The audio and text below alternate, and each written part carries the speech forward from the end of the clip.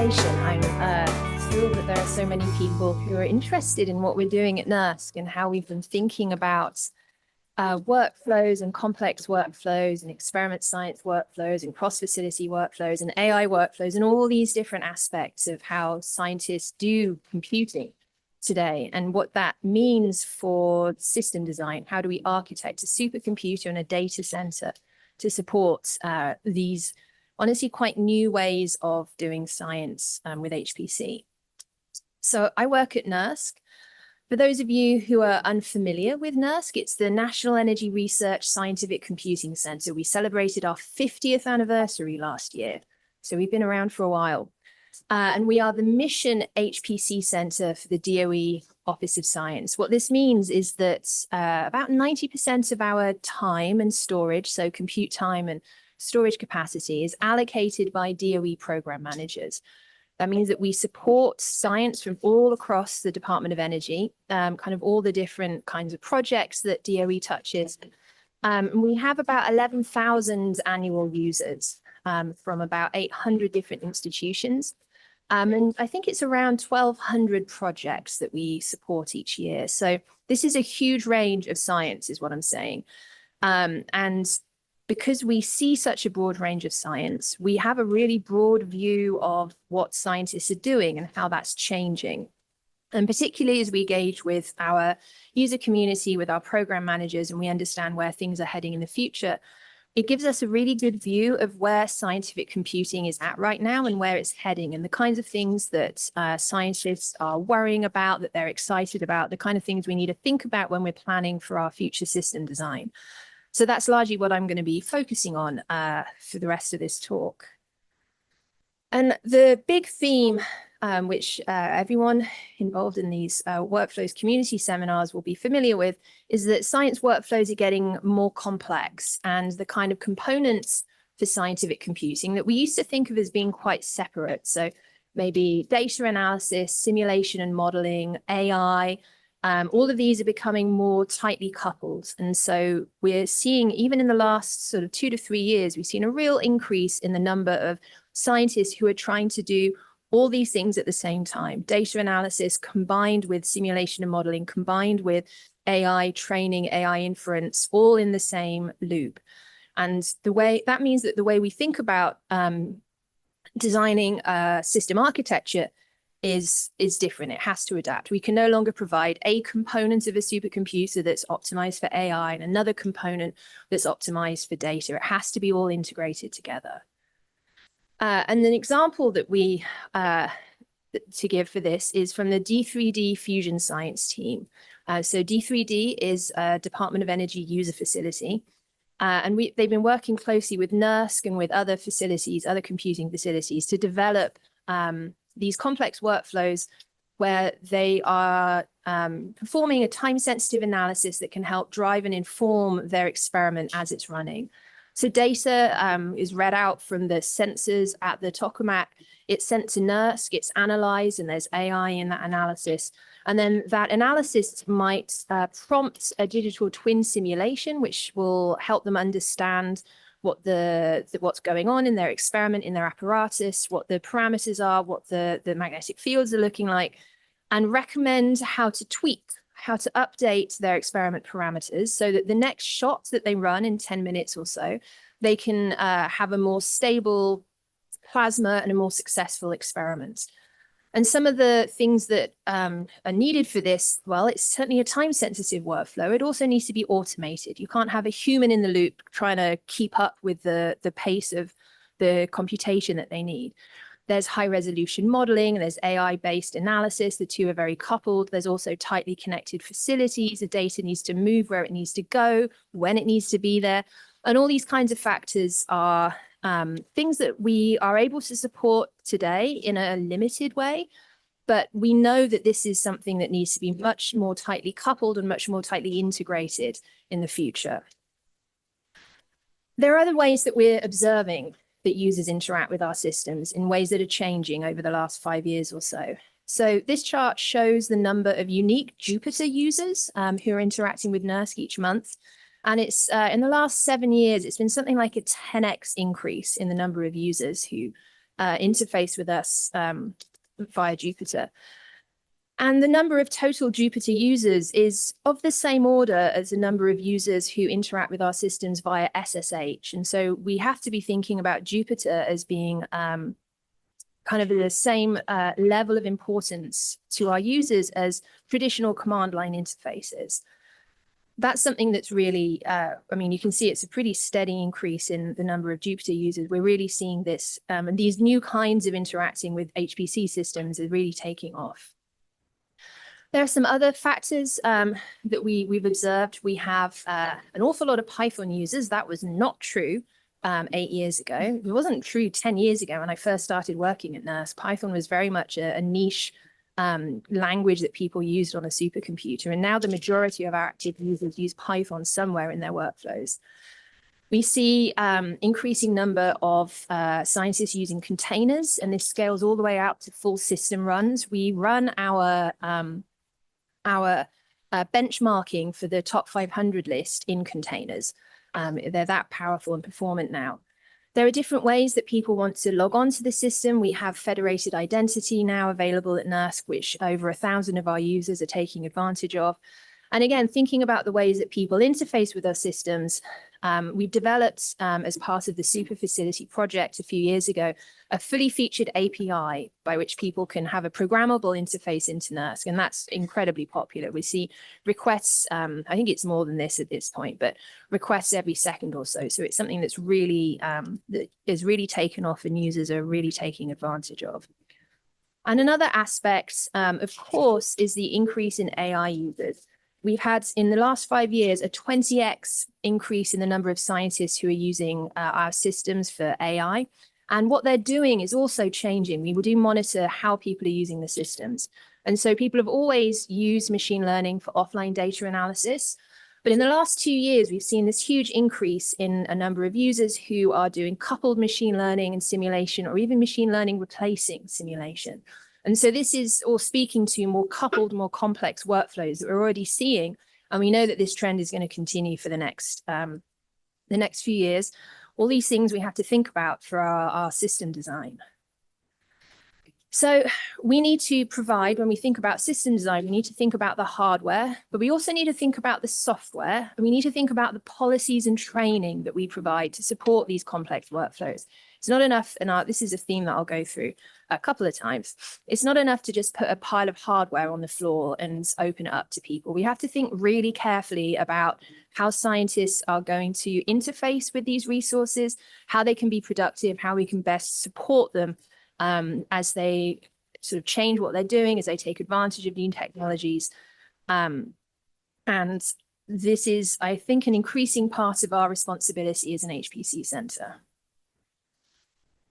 So another factor I want to talk about, things that are changing in the last 5 years since we last bought a supercomputer, Perlmutter, is that the technology landscape has changed a lot, a lot. This has been, I think, the biggest shift in vendor landscape that we've seen in, maybe 30 years of supercomputing.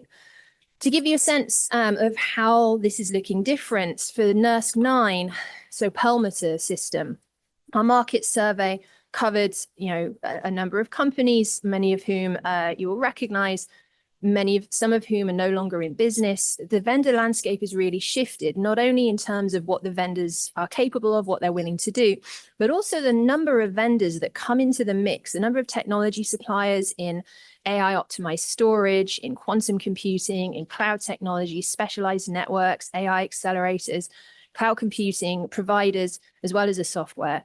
The scale of the market survey we did in preparation for NERSC 10 was, it was much bigger and much broader, because I just use this to illustrate how the hardware landscape has changed a lot.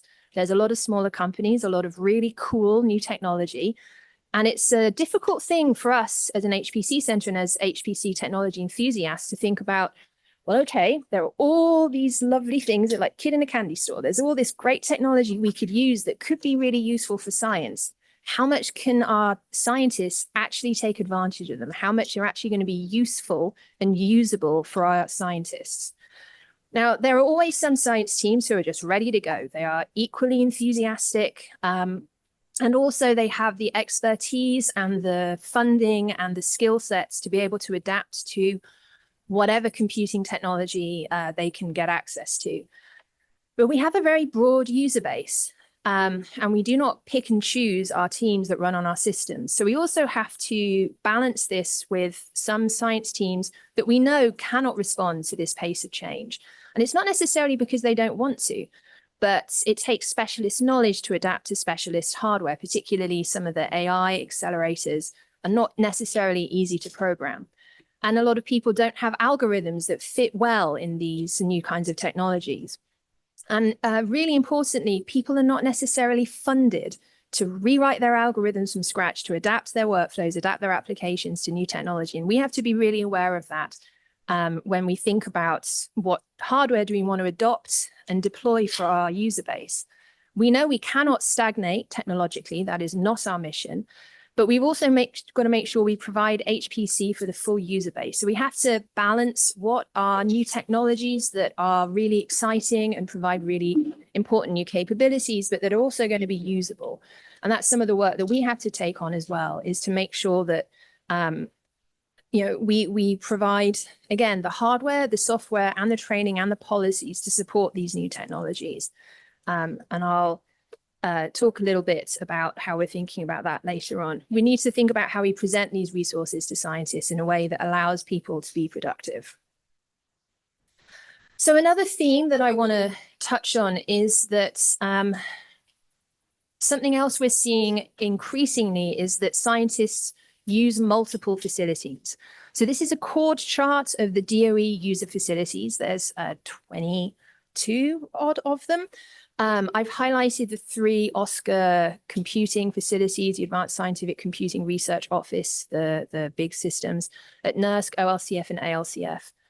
And so each, you can't read that, that's fine. But each of these these acronyms around the edge are another user facility. And one line on this diagram represents one user that is a scientist who uses 2 facilities. So all these different connections show users that operate at multiple facilities. You'll see NERSC is probably the biggest.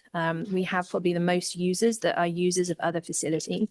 And, we have people coming from all different aspects of the DOE Office of Science, all the different user facilities. And this is something we've seen increasingly. And I also want to point out that the bars that connect the computing facilities are also pretty fat. A lot of scientists don't just use one OSCAR computing facility for their work. Workflows span not just experiments and compute facilities, but also multiple computing facilities. And we've always seen that happen, but we're seeing that increasingly, that people want to do perhaps different parts of their workflow at different HPC facilities to take advantage of the unique capabilities, the unique hardware at different sites. So we've been seeing this at NERSC for a long time. For more than a decade, we've been supporting users and projects from experimental and observational facilities beyond the national user facilities, but really the whole ecosystem of experimental science. We've been able to support and have a small part in a lot of really cool science over the years. And this community comprises about 30% of our users. So these tend to be very large collaborations, and that's also something we have to think about. Large collaborations of scientists who are generally unfamiliar with using HPC systems. They represent about 20% of our compute time, but about 80% of our storage capacity. And that reflects the large amount of experimental data that is produced by DOE-supported scientists, and that a lot of it comes to us for long-term storage, but also for really active reanalysis. So NERSC has long realized that this is an important community, and we've did a lot of work through the Super Facility Initiative over the last 7 years or so to help support that community at NERSC specifically. But it's not just at NERSC, right? This is something that's happening across the Department of Energy.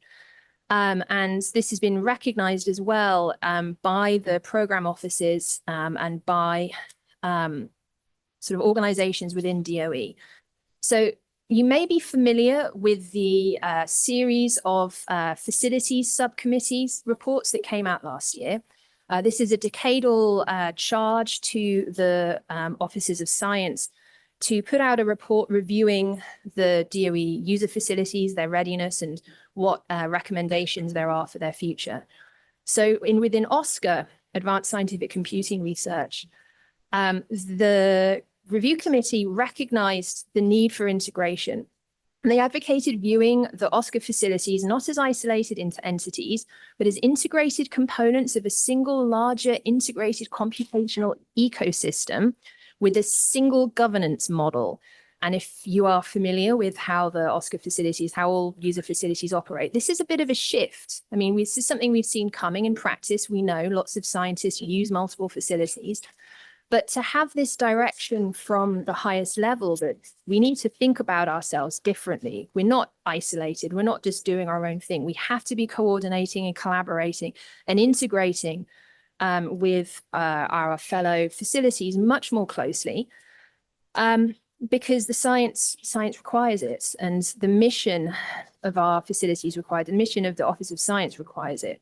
So there's some great language in there about how important this is going to be, and this kind of, I recommend having a look at the report if you get the chance. It's a really interesting read, the kind of details that they highlight. But this is something that, we've been thinking about for some time. This came out in 2024, so just last year, but this wasn't news to OSCR. This wasn't sort of a surprise. This is something we've been thinking about for a long time, and thinking about how do we provide, again, the hardware, we got it, but software, policies, and training to support this integration across computing resources, recognizing that this is an increasing need. And again, thinking about the interfaces, how do we present resources? And this is particularly important if you're trying to operate across multiple completely independent HPC facilities that do things their own way. How do we present resources in a coherent way to scientists? And this is really come about and has been crystallized in the Integrated Research Infrastructure Program. So we started thinking about this, this is known as IRI, started thinking about this back in 2020 was when we wrote the first white paper outlining what we thought would be needed. And then we went through a series of conversations and really structured requirements gathering, which resulted in the IRI Architectural Blueprints Activity Report. And that in turn led on to a DOE agency priority goal to establish the IRI program. And so we spent the last 2 years standing up the program and starting to define the work scope and start to do some of the work in this. But the goal of IRI is really to do this integration, to make it easier for scientists to operate across OSCR resources and beyond. So the goal is not simply to integrate OSCR facilities, although that's where this is starting. But we recognize that integrated research infrastructure has to be broader. And we're trying to figure out what are the right frameworks for doing that. What does it look like to do this work in practice?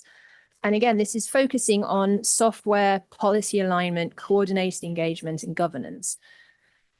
So we can think of the IRI as trying to create an operating system for the DOE ecosystem. It's not diktats about what hardware has to exist at each site. Every site has their own mission. They have unique capabilities, and that has to be maintained. But facilities will need to support IRI software policies and processes.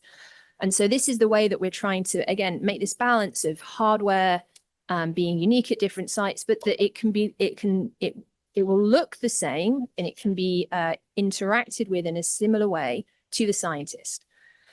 So some of the things we've been thinking about here, software, having common interfaces and services across the sites, even some simple things as how we deploy Jupyter at different sites, completely different. There are things that we can do to harmonize that should be relatively straightforward. So some of these low-hanging fruits we're trying to do early. Policy alignments, this is a really interesting question. For anyone who has ever worked in this space, you will know that policy alignment is by far the hardest part of doing any kind of integration or cross-facility work. And it's not from lack of will from the facilities, it's because policies, around security, around allocation, these things are not set necessarily by the facility. They're not necessarily set by the Office of Science. Something I've been on a bit of a voyage of discovery in the last 6 months is really understanding where responsibility sits, where risk ownership sits in the Office of Science and beyond. And it's very complicated. There's a big web of policies that are interpreted differently by different individuals, and it's complicated. But identifying exactly what the challenges are is the first step to aligning the policies in a way that will make it easier for us to have the same definitions, the same policies across different sites. So we have been starting to make some progress on this. Anyway, other parts, governance, we want to be transparent and open in how we manage our practices. That's something we're very much working on at the moment. Then all of this is based on coordinated engagements with facilities, with projects, with scientists. We need to understand the requirements, co-design solutions, and develop best practices for a community effort. So we're taking the first steps this year, FY25. I will say that we are a line item in the budget for FY25, which is really exciting when we saw that. As I think a lot of people who work in DOE will be familiar with, we have not yet received that funding. So the progress we've been able to make in FY25 has been really around designing frameworks and making the first prototypes of some of these services. And we're expecting to move really quickly in the next few months as funding comes in. So here are some things that we've been looking at in the IRI program area, IRI allocations program. We've heard loud and clear that having to make annual requests to different facilities for compute time is intolerable for scientists who need to plan multi-year experiments. Having that kind of uncertainty is really damaging for science teams. So we need to develop multi-year, multi-facility allocation programs. That's something we've been making some good progress on. We've been thinking about trusted design patterns. That's one of our program areas, looking at the right policies that are needed. How do we design federated ID across facilities for real interoperable workflows? How do we advocate for policy changes, identify and recommend changes in policy across the Office of Science and beyond? We have an interfaces technical subcommittee, and I'll talk a bit more about this in a minute, but they've been experts across facilities have been thinking really hard about API schemas and what does it mean to define a schema and to define the terminology in the same way across sites. It's been a really interesting conversation, but that's been coming along really well. I already mentioned Jupyter. There's some areas of work that are on hold until funding comes through around aligning container deployment and some real-time computing policies. But we also have an outreach and engagement team who've been working closely with Pathfinder partners, so science teams that are really closely engaged with us as we do this work, trying to demonstrate cross-facility workflows, learn from the problems, identify where we need to be focusing our attention first, and also planning for broader community engagement. We recognize that this is something that could be useful very widely, and we need to be really actively engaging with the broader community to understand requirements as they're evolving, how things have changed since the architectural blueprint activity, what are priorities, and how can we do a good job of designing infrastructure that will help all the potential users for this. So I mentioned we have a first prototype cross-facility API. We started with what you might think would be the simplest thing possible, a status API. Is a system up or is it down? Turns out that there's a lot of how do I put this? Not everyone uses the same definition of up and down and degraded status. This is the work. This is not technically challenging deploying an API. It's having a common understanding of what the endpoints mean, what things like status mean, and aligning that across very different facilities who have very different traditions in this space. So the team has been doing a fantastic job of having those conversations and managing them really well. So we have the first specification for a status endpoint. We have the first reference implementations, and we're working towards kind of building out the schema for what the rest of the API could look like. And how do we handle authentication? How do we handle automated workflows that might have tokenized or authorization access across multiple sites? What does that infrastructure look like? And thinking about the deployment process for all of this. We are at the same time very aware that simply saying, oh, here's a new standard for APIs for how things should interact with facilities is not necessarily going to help anything. We are trying to do this in a really collaborative way that also draws on existing work. So NERSC has a fully featured API. ALCF and OLCF also have APIs. TAC has an API. CSCS has an API. Other compute centers have done work in this space. And so what we're doing, rather than trying to create a brand new schema and brand new standards that will sit on top of everything else, we're trying to incorporate what people are already doing into some kind of harmonized schema. We don't need to create additional competing standards. We're trying to do this in a different way. Okay, so now let me move on to talking about how this is influencing our system design processes. So we started thinking about our NERSC 10 system, which is going to be deployed next year.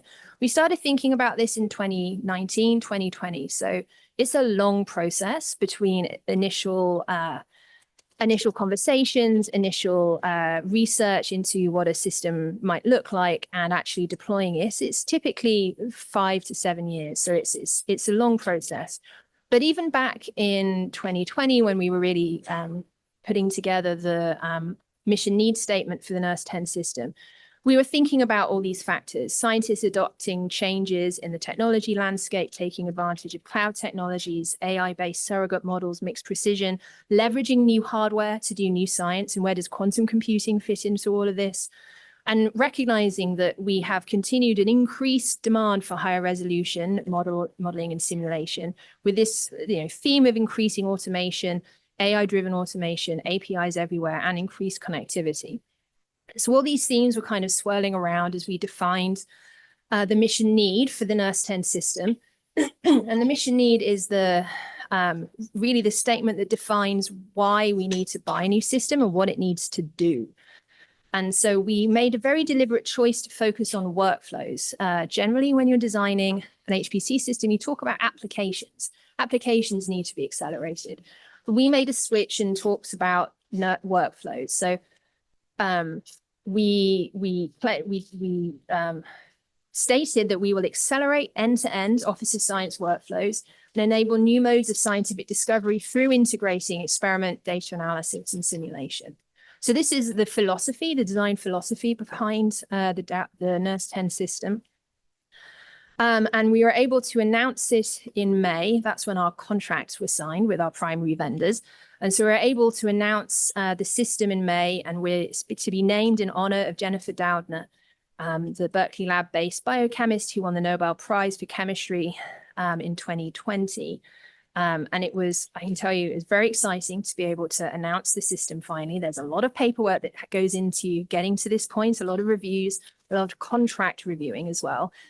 But we're excited. There are a number of new aspects to this system technologically that I'll come to in a moment. But one of the really nice things that we were able to do in announcing the system is that the timing worked out that the announcement could be made by the new US Secretary of Energy, Chris Wright, as he was visiting Berkeley Lab, and the timing worked out great. It was really exciting to have Chris Wright, also Jensen Huang, and representatives from Dell were here to make the announcement to the world. So Doudna will be a Dell supercomputer with NVIDIA hardware, using NVIDIA's Vera Rubin platform.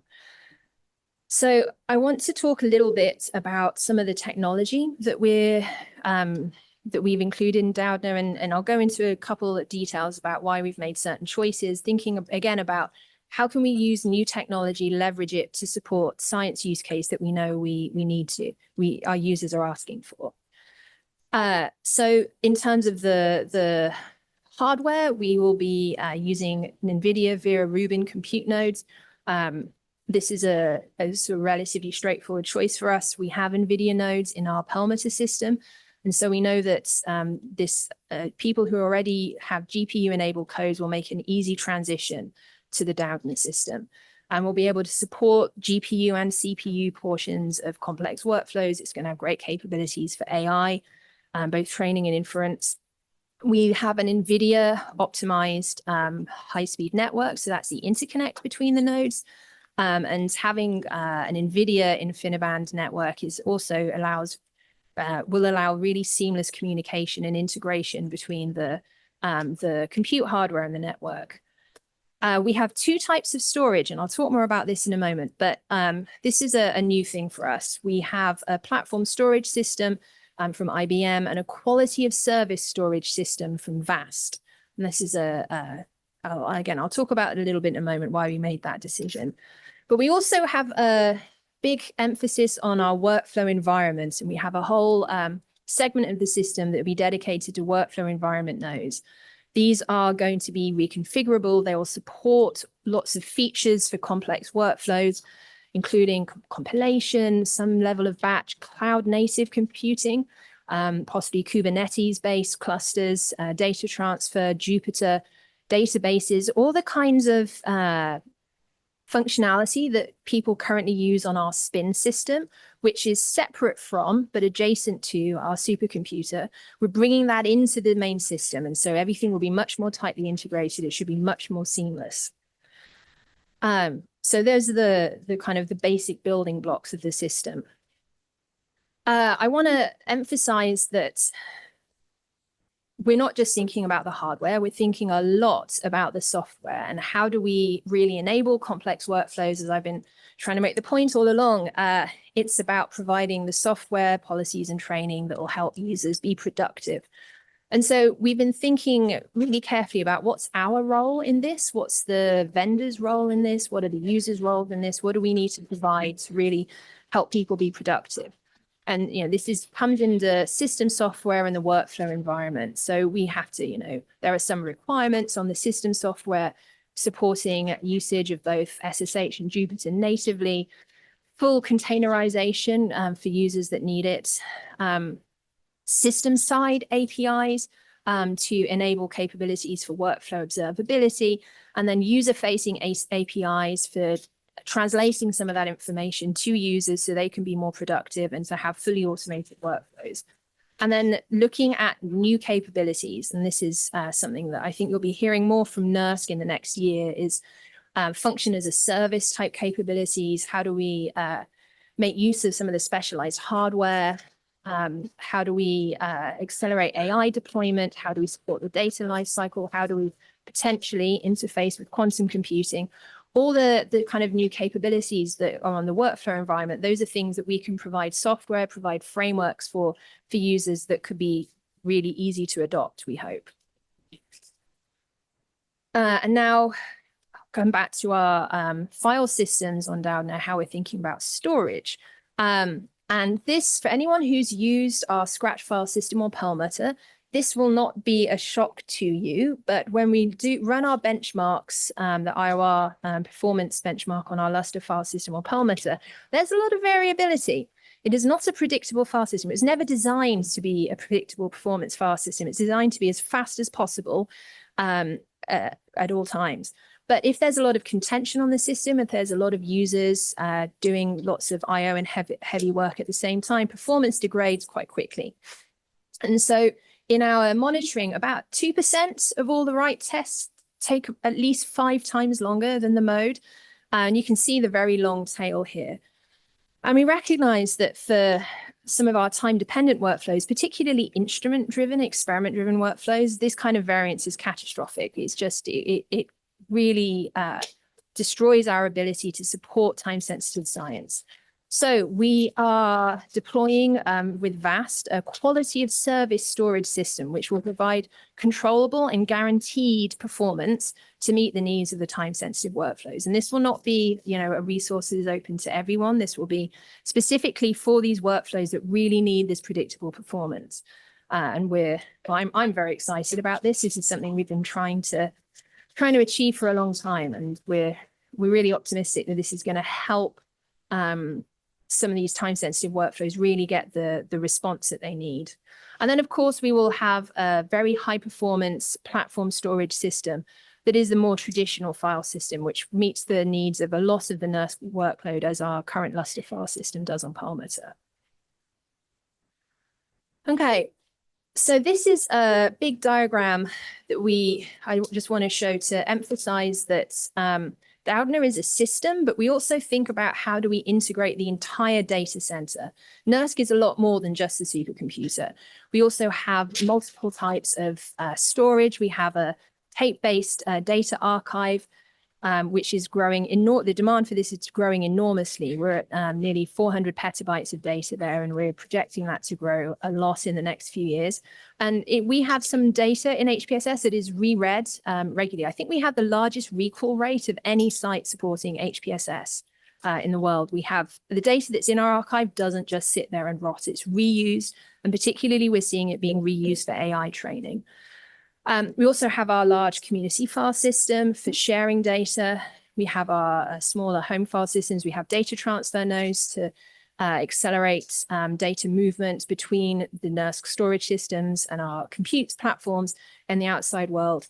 And all of this is enabled by our fantastic connection with ESNet that connects NERSC to other experiment facilities, home institutions for our users, cloud, edge computing, and all of this. So we really think about NERSC and our systems sitting in this broader data center ecosystem, and we try to make sure that we're engineering the whole thing all together. It's not necessarily straightforward. It takes some iteration, but we really do try to optimize the entire data center for these kinds of complex multi-site workflows.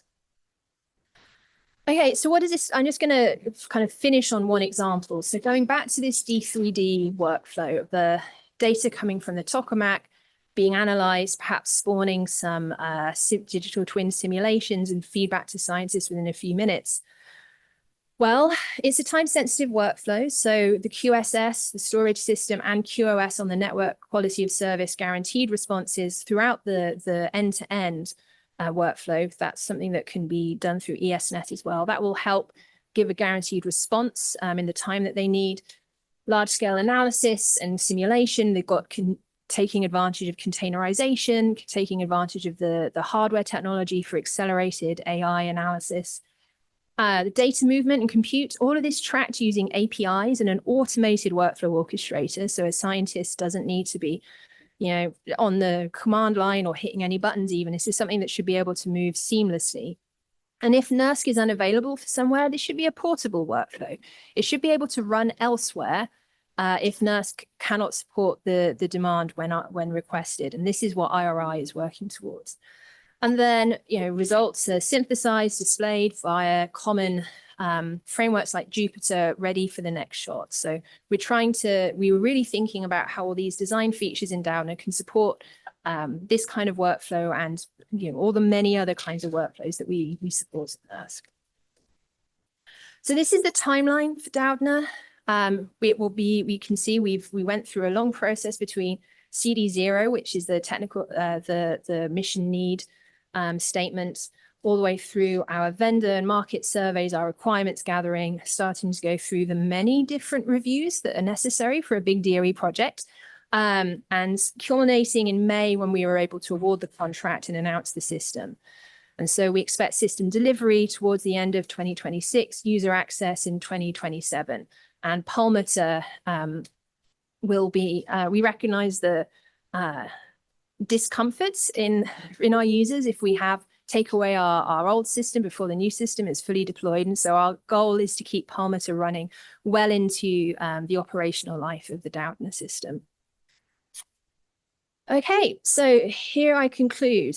Our goal with the Doudna system is to accelerate end-to-end Office of Science workflows and enable these new modes of scientific discovery, recognizing that the way scientists do computational work has really changed, has really shifted in the last 5 years, and will continue to shift over the next 5 years, well, and beyond.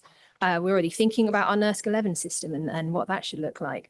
So that's going to be exciting. But focusing on Doudna, our technology choices are all informed by the work we've done over the last 5 years, supporting Perlmutter, listening to our users, lessons learned from the Super Facility project, from what we've heard from IRI. And we're excited for Doudna, and we're certainly excited to deploy it for our users. All right, thank you.